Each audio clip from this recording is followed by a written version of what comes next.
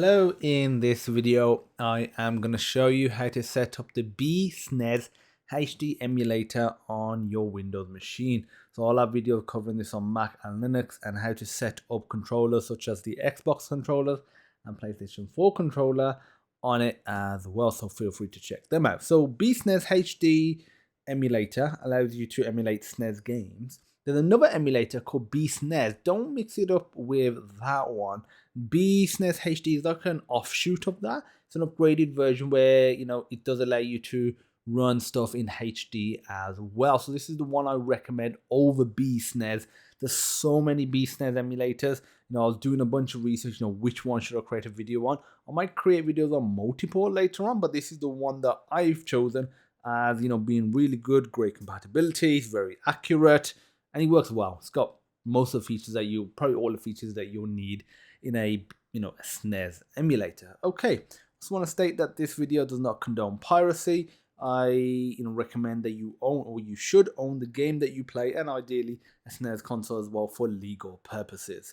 Okie dokie. So first of all, let's go ahead and download our emulator.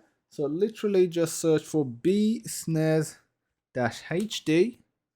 And let's go to this GitHub link. What I'll do, I'll provide a link to this in the description, so feel free to check this out.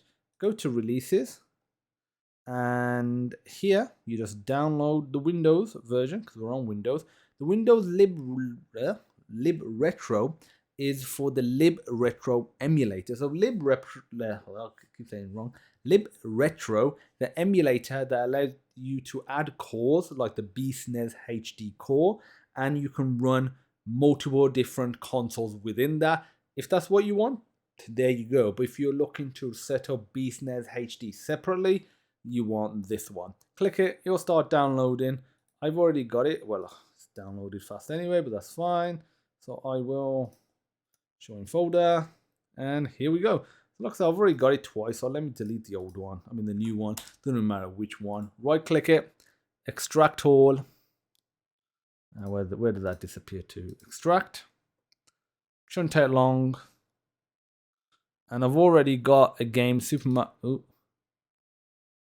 I will open that in a second. Super Mario World, right there in the .sfc format.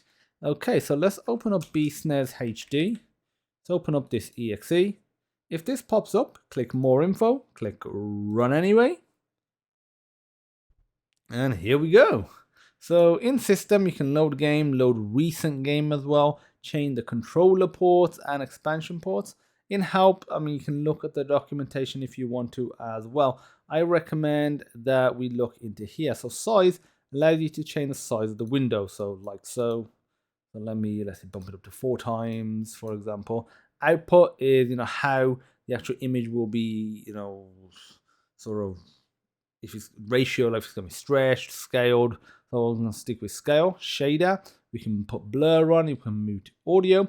And let's go to settings. If you go to one of them, you can access all of them here. In video, there's not much. You probably won't really want to modify this. Same with audio, honestly. Then in input, you'll be very interested in this. So you can map controller port 1 and 2. You can map a gamepad or a mouse. And leave the turbo rate as is, and I'll explain these in a second. To map a key, you literally double click it. Let's say if I want to press Y for this, there we go. If I want to revert it back, press up, and you can clear it as well. What's also cool is you can have multiple mappings, up to 4 to be exact. So if I double click that, press A for example, that means I can use A to go up or the up arrow to go up. The benefit of that is you might mainly just want one set of mapping, but you may want alternative mapping as well, which is pretty darn cool. And maybe you want it depending on what genre of game you're playing, because there's no profiles in this, unlike some emulators, or depending on who's playing. Maybe you want it on up, down, left, right for the D-pad, but somebody else wants it on the WASD, and you can do that. Okay, so when focus is lost, if pause on emulation, let's say I click away, what would happen is emulation will pause. If I have block input, if I click away like that, what would happen is the emulation would still carry on, but any input that I do would not trigger events in the game or the emulator. If I have allow input and I focus away from the emulator, not only does the emulation continue, if I press keys that are part of the mapping, it'll, trigger events in the game as well. So just bear that in mind. I'm going to have pause emulation. Hotkeys, so you can do stuff like toggle full screen, save state, load state. Save states are really useful in emulators. It's one of the best features that you can have. It means that anywhere you are in the game, you can literally just toggle, you can save a state and it's saved right there. You don't have to have a save point within the game itself.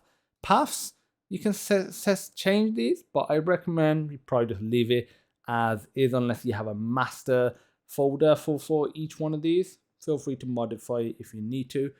And in emulator, for the most part, you're going to leave this. And there'll be auto saving, which is pretty cool. Enhancements, so this is pretty cool. So you can overclock it. You can also, increase the scale. I'm going to leave it as 2x, which is default. But I recommend that you get it working first, then up it slowly from there. And you can do super sampling as well. So for some anti-aliasing. And for widescreen, you can have mode 7 on. You can change the aspect ratio as well.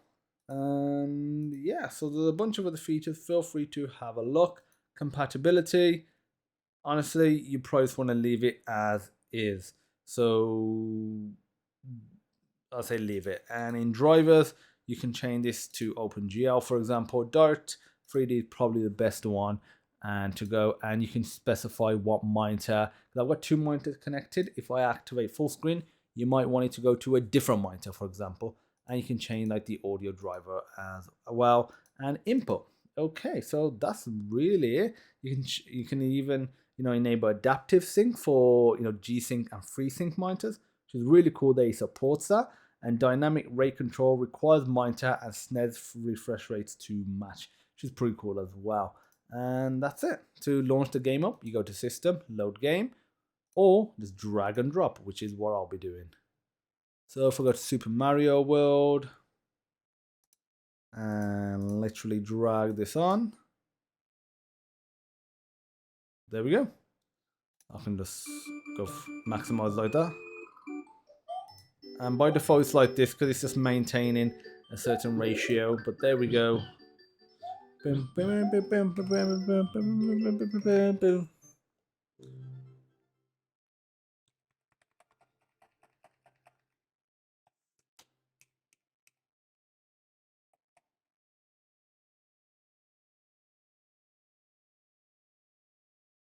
Okay, so here we go. Play a bit of Mario. But that's it. Emulators all done. You can end the video right here. Gonna play a bit of Mario. Ooh.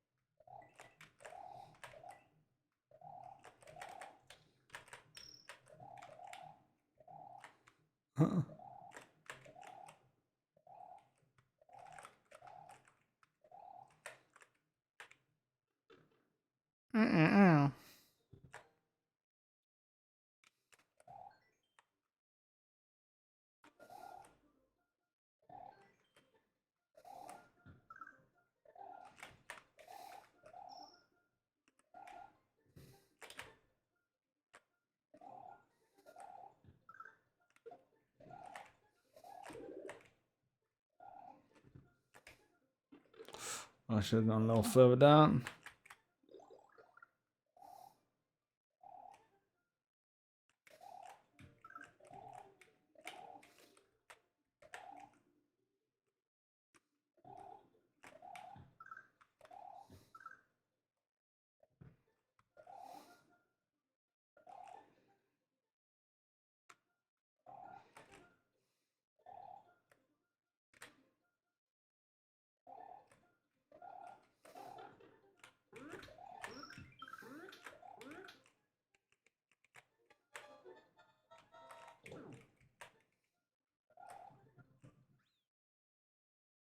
There we go.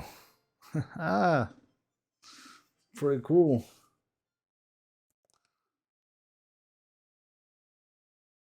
That's it. Okay, so you can, obviously, reset the system, unload game as well here. And when you launch the game up, there's a little extra tidbit. If you go to tools, you can have save and load state buttons here. You can change the speed as well. So if, let's say, you want to increase the speed, do that, change the run mode. And you can even record and capture screenshots and do some stuff with the cheats as well. So that is it. Thanks for watching, and I look forward to seeing you in the next emulation video. Hopefully you've been enjoying all these emulation videos, and I'll see you soon. Bye bye.